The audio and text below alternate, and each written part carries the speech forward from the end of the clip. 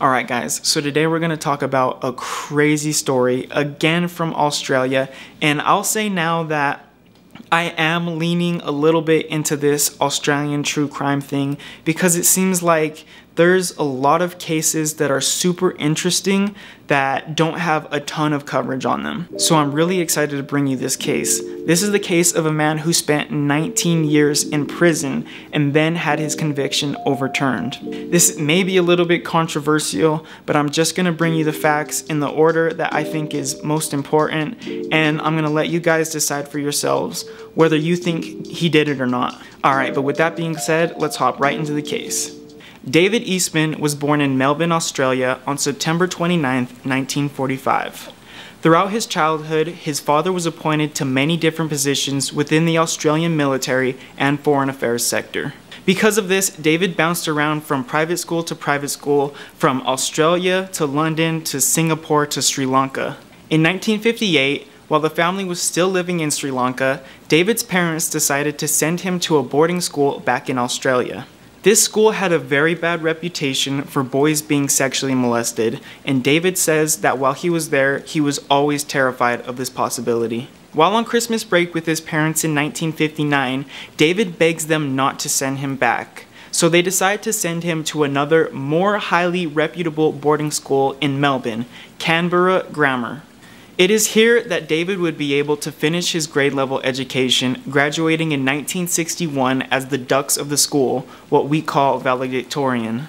Some of his classmates would go on to be billionaires and Supreme Court justices and other extremely successful people. Just being curious, I looked up the cost of this boarding school, because I want to send my kids there. And 1 year per year 12 student costs $22,700. David began college at the University of Sydney studying economics, but he says that he did not like the amount of booze, partying, and as he puts it, bastardization that went on there. In 1962, David's father was appointed the Senior External Affairs Representative in London. David decides to move to England as well. Here he attends the University of Sussex, again majoring in economics. Throughout university, David is involved in a number of incidents where he would heckle or harass lecturers, insisting that they don't have the proper credentials to be teaching. He once had to be escorted out of class by police after one of these incidences. Another time he had to be escorted out of the library for yelling at members of the staff. He punched either a lecturer or another classmate in one instance while at university.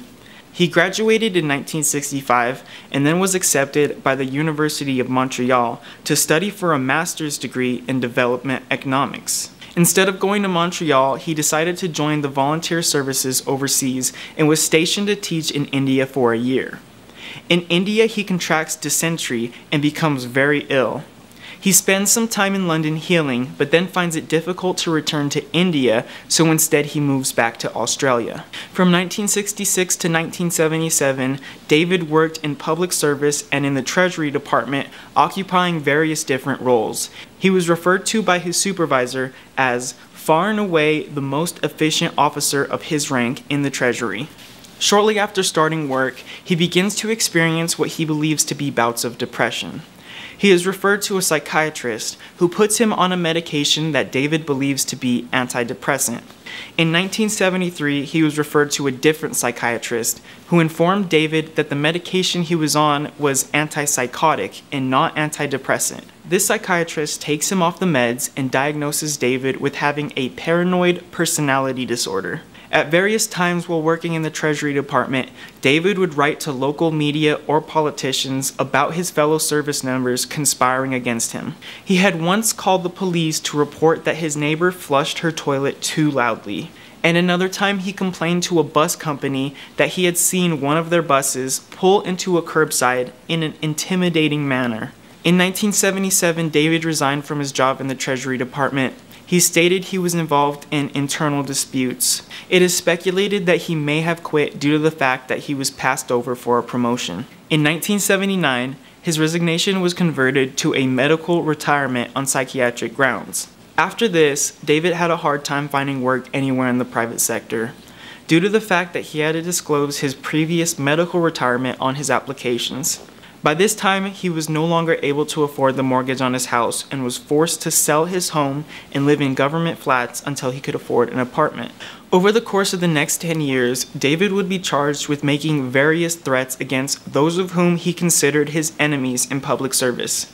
In 1988, he was involved in a physical altercation with his neighbor over a parking spot and was charged with assault over the incident. David knew that this assault charge, in conjunction with his medical retirement, would prevent him from ever being able to re-enter public service. So he tried to appeal this charge. It is during this time that he meets the Assistant Commissioner of the Australian Federal Police, Colin Winchester. Colin was born in a small mining town of Australia on October 18, 1933. Colin's childhood didn't involve as much traveling and luxury as David's. Being the son of a baker, his home life was oriented around hard work. Colin had a passion for justice and helping others, which led him to join the police force at the age of 28, and 18 years later, he became the chief of the Criminal Investigation Branch. In 1984, he was promoted to Assistant Commissioner of the Australian Federal Police, which is basically like Australia's FBI. At this time, he was happily married to his wife Gwen and had 2 children. He was described by his colleagues as a blunt-speaking and clean-skinned cop with a strong sense of duty. After David's many calls to the media and local politicians demanding to speak to someone in charge, he is granted a meeting with Winchester. This meeting occurred in December of 1988. On this day, Colin welcomed David into his office and offered to shake his hand. David refused this offer and said, "I'll shake your hand after you sort this shit out." Colin attempted to have a civil conversation and listened to David's many grievances and theories suggesting that members of the police department had been conspiring against him on this assault charge. When David was finished, Colin told him that he would be looking into these claims and their possible legitimacy. This apparently was not enough for David. In return, he told the officer to get fucked. On another occasion, David would be seen gesturing at Colin's office, proclaiming that he is corrupt and that he has a lot to answer for. Colin Winchester looked into David's claims but saw no validity in them and decided that the assault charge must remain on his record. On January 19, 1989, Colin gets off work and meets with his brother. The two grab a few drinks and discuss a potential hunting trip. When they wrap things up, Colin goes home and pulls his car into the driveway of his neighbor's house around 9:15 p.m. He always does this because his neighbor is an elderly widow who appreciates him parking there so that any would-be home invaders would be discouraged by its presence. Gwen sees her husband pull into the driveway and continues doing what she's doing inside and waiting for him to come in. Outside, she hears what she describes like sharp stones coming up onto the front of the window. She decides to look outside and check when she is horrified to see Colin slumped over in the doorway of his car, one leg on the ground. She assumes that Colin is having a heart attack and instantly calls the police. What she and authorities would discover soon is that Colin is not having a heart attack. Instead, he has been shot in the head twice while stepping out of his car. One bullet travels straight through the back of his skull, while the other goes through his right temple. 2 spent cartridge cases were recovered from the scene of the crime. The weapon used was identified as a common sporting rifle, a Ruger 10-22 self-loading carbine, and forensics would indicate that a silencer was used on this weapon. When ammunition is shot through a silencer, gunshot residue that is specific to that ammunition builds up within the silencer. When a different type of ammunition is shot through the same silencer, that ammunition can carry with it gunshot residue from the previous ammo as well as its own. 2 types of gunshot residue were found at the scene of the crime, indicating that the shooter most likely used a silencer. The ammunition that was used were cheap Korean PMC rounds, which are essentially hollow points. A woman who lived in the house behind the Winchesters stated she had heard a person walking along the path between their 2 houses before and after the time of the murder. After the second set of footsteps, she heard a person muttering and then a car start and drive away. Another witness stated that 2 nights before the murder, she had been walking along the street near the Winchesters' house when she spots a man in a blue car parked outside. As she walks by this car, the person inside made it a point to conceal their identity, This witness sees this as suspicious and takes a mental note of their license plate. She remembers their plates as YPQ038, but police quickly rule out that the person with this license plate could have been near the scene of the crime on the night of the murder.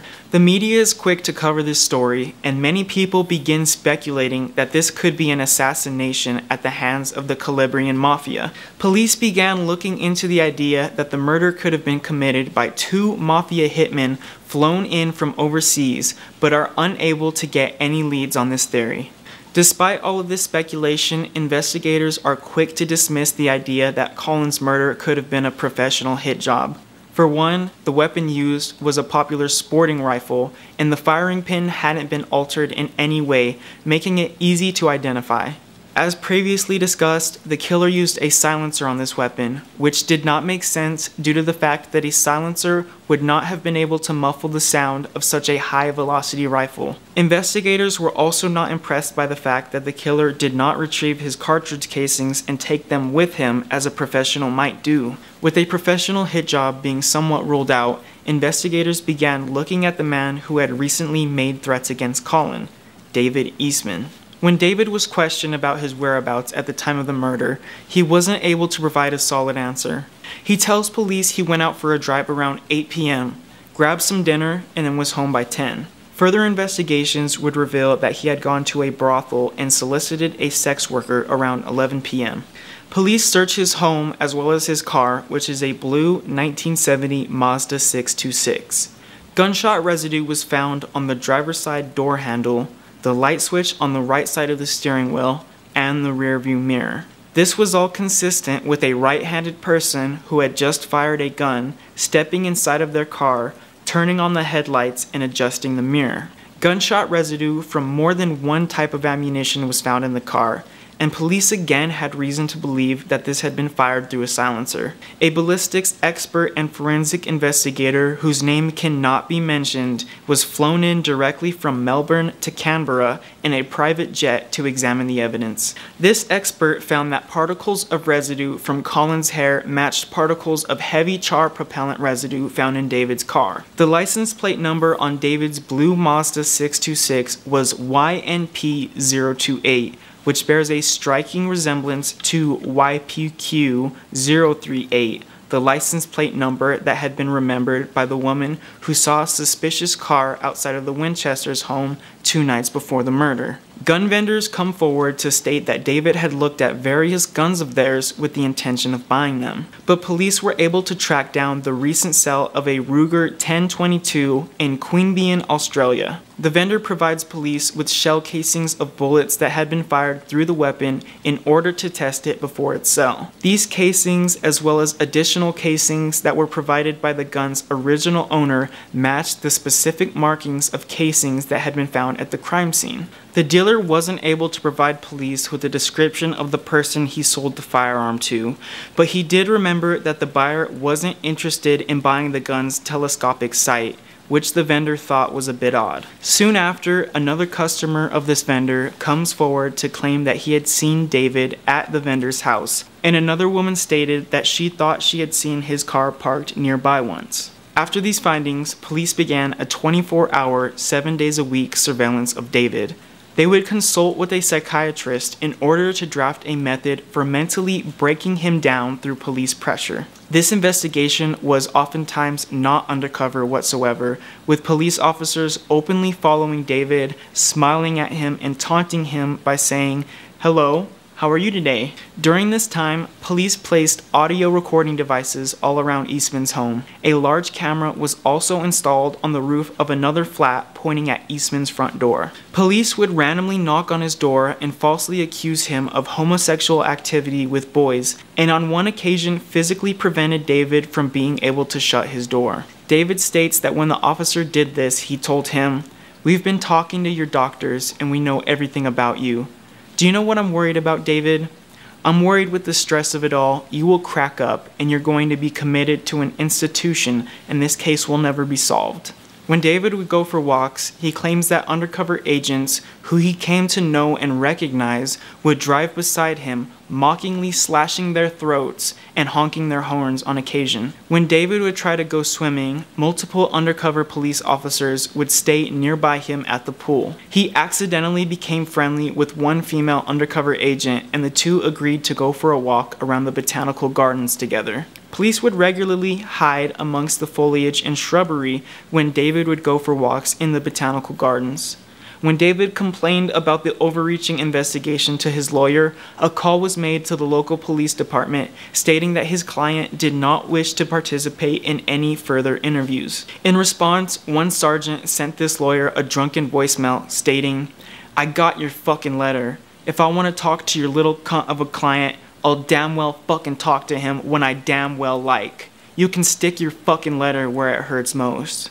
During the time that David's phone was tapped, he was recorded telling a friend, "He was the first man I'd killed. It was a beautiful feeling, one of the most beautiful feelings I'd ever known." But the audio quality was so poor that it was not discernible whether he had said killed or kissed, to which David and his lawyer argued he had said kissed. Also during this time, police were able to observe that David had a very harassing behavior pattern. On at least one occasion, he called the same phone number over 50 times to try to get through to the person on the other end. David had also been seen before the day of the murder accessing electoral roll information, which could have been how he obtained Colin's address. Throughout David's life, he had been involved in a number of instances of physically harming others. Besides his classmate, he once assaulted a female journalist, as well as the Registrar of Administrative Appeals Tribunal, and once smashed a secretary's hand in a door. A coronial inquest was conducted on the case. On the 14th day of the inquest, it became very clear that David was the only viable suspect police had to go off of. However, it is important to note that there was some reason to suggest that Colin had made enemies in the Calabrian Mafia as well as the NSW Police Department, but more on that later. David was arrested for the murder in December of 1992, and his trial began on May 3rd, 1995. David was first denied bail by the Crown, but then the judge decided to grant bail, but with stipulations. He was required to report back to authorities at least once a week, which over time would be relaxed. At the time of his trial, David had racked up over 100 counts of making threatening phone calls in his life. Over the course of the trial, David would fire his lawyers 11 different times. He eventually decided to represent himself. Throughout the proceedings, David acted extremely inappropriately, berating the judge and the prosecution. He tore up documents, threw them about the court, and at one point even threw a jug of water across the room. This behavior would result in David being placed in a wheelchair and removed from the courtroom since he refused to move on his own. He was then set up in another room with a two-way video call where the judge would be able to mute David's audio whenever necessary. At one point, the judge asked David if he had any questions by way of cross-examination for the witness, to which David replied, "I wish to ask Your Honor why he was such a lying cunt." David was found guilty on November 3rd, 1995. The judge praised the investigation as one of the most skilled and determined forensic investigations in the history of criminal investigation in Australia. But what would later be revealed is that the most incriminating evidence against Eastman, the forensics, were not as reliable as they may have seemed. It turns out the forensic expert that had been flown directly from Melbourne to Canberra lied about his credentials. He used a database of ammunition types prepared by a student that was found to be deeply flawed. He also overstated his conclusions, destroyed evidence, and most damning of all, he mixed up evidence from the crime scene with evidence taken from David Eastman, making it appear that Eastman was actually at the scene of the crime. This expert did not have a good reputation amongst the forensic community, and audio secretly recorded of him would reveal that he did not want any of his peers publicly criticizing his findings on this particular case. In 2012, Justice Martin recommended Eastman's conviction be overturned. He also suggested that David not be retried due to the fact that it would be unfeasible and unfair. This may have been due to Eastman's age, as well as the cost to the taxpayer, and the fact that multiple witnesses from the original trial were now deceased or extremely frail. The ACT Supreme Court disagreed and thought that it was in the interest of justice that David be retried for the crime. The prosecution was confident that even without the forensics evidence, there was enough circumstantial evidence against David to keep him behind bars. In the meantime, Eastman posted bail and returned home in August of 2014. The retrial began in November of 2018. By all accounts, David Eastman's behavior in court was a day and night difference from his previous court appearance. He was noted to be sitting quietly and showing respect to the judge as well as the other members of the court. At one point during deliberations, it seemed as though the jury would not be able to come to a conclusion on the case. But on November 22, 2018, almost 26 years after his first arrest, David Eastman was found not guilty of the murder of Colin Winchester. Eastman stood up and took a bow towards the jury and mouthed the words, "Thank you." In David's statement to the court, he spoke on the pain he felt when not being able to spend time with his twin sisters, who both had an intellectual disability. He states that his sisters never understood why David wasn't around, and every week when he would get a chance to talk to them over the phone, they would beg him to come visit, and he would try to explain that he couldn't. Both of his sisters died before he was released from prison, and to this day he still feels guilty for not being able to take care of them all those years. David also described some of the physical and mental abuse that he endured over the years of being in prison with an administration that believed he had killed a high-ranking police officer. He says that when he was first remanded in custody, officers would make crude remarks to him during strip searches like, "Is that a penis or a clitoris?" David was deprived of sleep while in jail awaiting his court dates. Officers would bang on the bars of his cell every 30 minutes during the night and yell, "Are you okay in there, Eastman?" until he was forced to respond. After his sentencing, Eastman was placed in the NSW prison system. Over the course of his sentence, he was moved from prison to prison 90 times. This would make it difficult for David to file his judicial inquiries, which he was attempting to do all those years in prison. He claims officers would repeatedly steal his legal documents. Once when he tried to file a complaint about this, an officer told him, "It must be frustrating to know that something happened, but you just can't prove it." Eastman says there were instances where he would give his mail containing copies of affidavits and other legal documents to the wing officer whose job it was to mail them, but the documents would never be received by his solicitor. In each prison, David would try to identify which correctional officers were good and bad, but he would inevitably always end up under the supervision of the bad ones. On one occasion, Eastman claims an officer told him, "I'm going to come in there and bash you. There's no camera. You can't prove a thing. Why don't you slash up, you murdering cunt?" He claims officers would also make purely heinous comments about him raping his own sisters and other disgusting remarks about them.